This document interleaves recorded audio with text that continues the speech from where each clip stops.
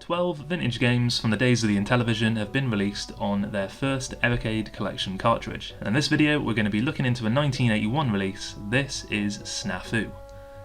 Now, from the footage in the intro, I know what you're thinking, this is just Snake, right? And yeah, you'd be correct, this game is essentially Snake. Although I'd say that's certainly not a bad thing, especially as this comes in a multiplayer format.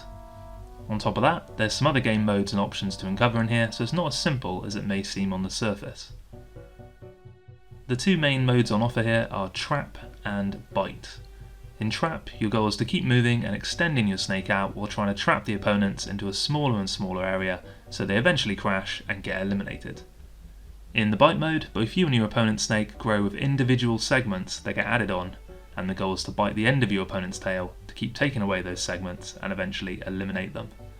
If you or your opponent hit the wall, then you'll also lose a segment, so it can get quite quick paced.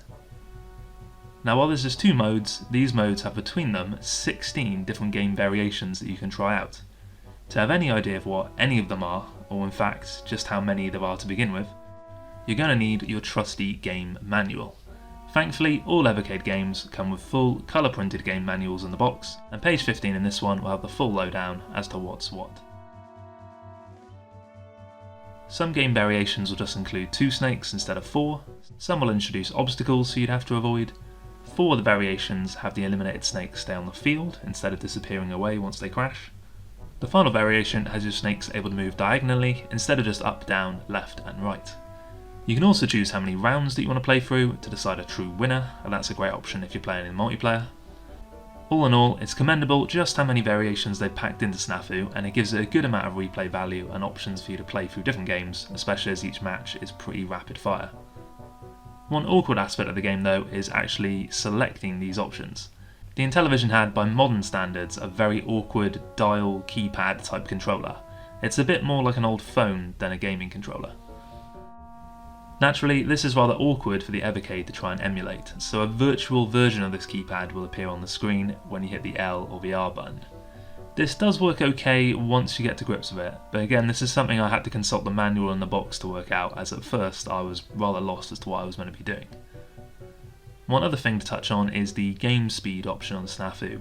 Apart from a couple of the games that I did at the start of recording footage for this review, every match I played was on the fastest game speed and I couldn't seem to find a way to change this afterwards. It was just stuck on fastest. So if anyone knows what exactly I'm missing, then please let me know in the comments below, and maybe I can find out how to put it back down.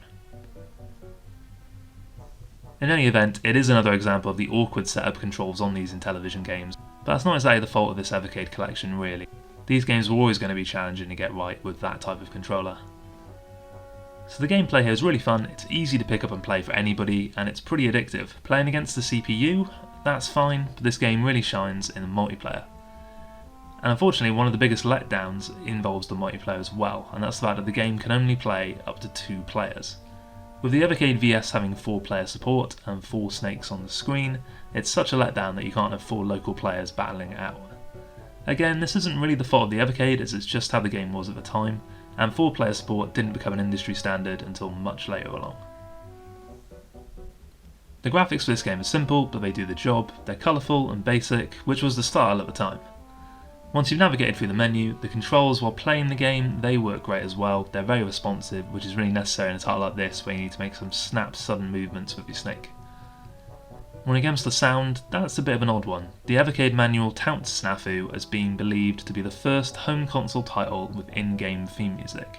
And you do get some of this at times, but not too often, and at times I found that the game was playing out this kind of noise that was a bit like a crashing wave on a beach. So I'm not quite sure what that's about or why it's included, but yeah, it's in there.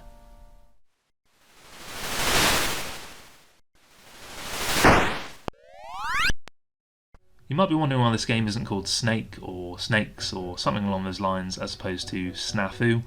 Well, strangely the game was titled Snakes during development up until Mattel decided to name the game after the military acronym Snafu, which stands for Situation Normal, All Effed Up. Programmer Mike Minkoff had to go with this new name, but has commented to say he believed there was no connection between the game and the meaning of the acronym.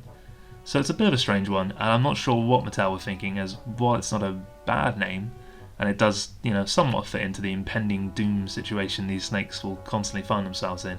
I'm not really sure it's the best choice. In any event, this was my look into Snafu. I'm going to give it a 6 out of 10 score, which is likely to be my highest for the Intellivision games considering what I've played so far of them. The Intellivision console is just well before my time, so playing the titles on it can be a bit of a struggle or just really underwhelming, but I've enjoyed Snafu for the simplicity of playing, the just one more game kind of nature to it, and the generous amount of game variations that you can have a bash at. The big shame is that you can't play 4 players at once, and that the menus can initially be confusing and they do take some getting used to. The other main negative is that this is a simple little game and it's not, something you're going to spend hours on by any means. Well, that's going to wrap this one up, so thank you kindly for joining me on this review of Snafu. It'd be lovely if you could throw me a like if you have enjoyed this one, and please do subscribe for more Evercade videos to follow here on Nickel Gaming. Until next time, take it easy.